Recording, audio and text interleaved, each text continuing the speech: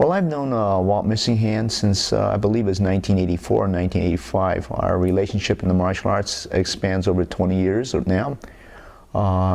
He used to host me in Sydney, Parramatta area, and since 1985 I've been coming to Australia off and on, and I've always been there to his place because he always sponsored me.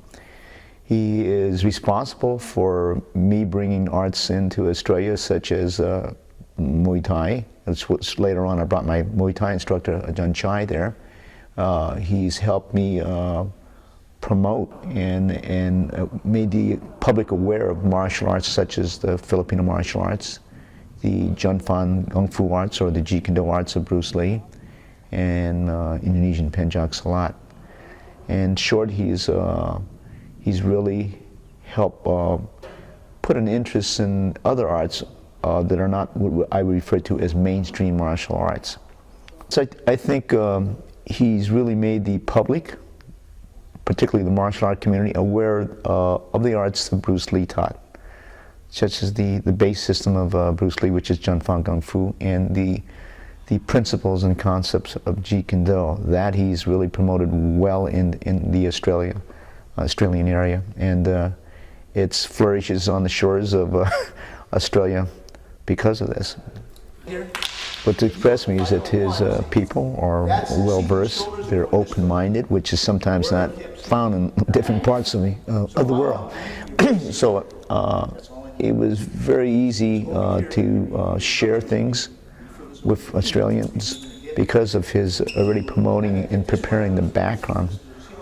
Particularly his students, they're well-versed, and they open-minded, which is very essential, I think, in passing down any kind of a martial art. You have to first have an open mind that there are other possibilities than what we call mainstream approaches in martial art.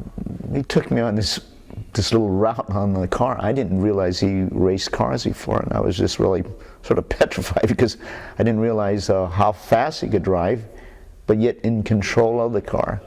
So that part I didn't know until I went there to Australia, and he was driving me from seminar to site to seminar site, and then when he took me on this course, I was just kind of petrified because I never seen a person drive that fast and with control of the car also.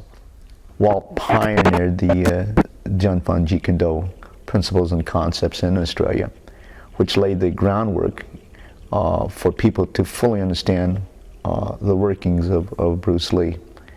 And that was, I think I brought Eric Paulson in I think it was still 1900, right? 1998, I want to say, in 1996. I can't tell, my memory's not that well, but I do remember explaining to Eric that he is one of the pioneers in Australia in Junfan Kung Fu and Jeet Kune Do concepts and principles.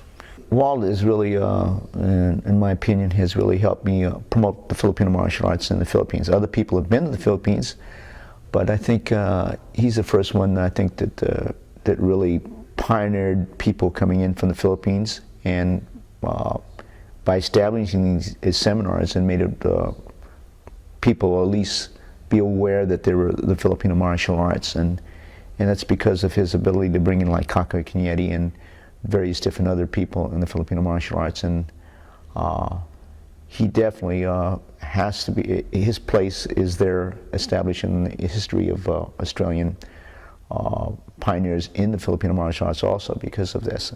Yes, Walt really helped me because he helped me promote the Filipino martial arts and the Junfan martial arts through videotape, and I believe my first tape I ever did on Junfan Kung Fu Jeet Kune Do, and my first tape in the Filipino martial arts was with of course, Walt Missingham. Prior to that time, I wasn't going to make any tapes, any videotapes. So my first videotape, training videotape, with anybody has been with Walt Missingham. I didn't have one even here in the United States at that time. I've always been, he's always been very straight up with me. I believe our relationship is really good. I've enjoyed being with him, and I feel very comfortable with him. and I trust him. So, so I always thought that for me, his character and his personality has always been very acceptable for me. That's just enjoyed his company every time I've been in Australia.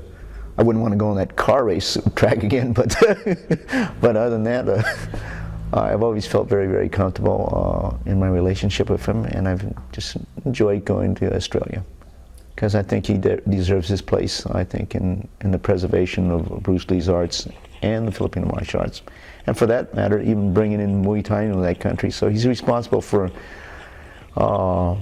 Not for those arts, and also for having a good relationship in the Chinese martial arts, the Junfang, not only the Junfang martial arts and Jeet Kune Do, but the other Chinese martial arts also. So he's definitely has been one of the prominent figures, not only in Australia, but probably in the world by his different documentaries that he's done.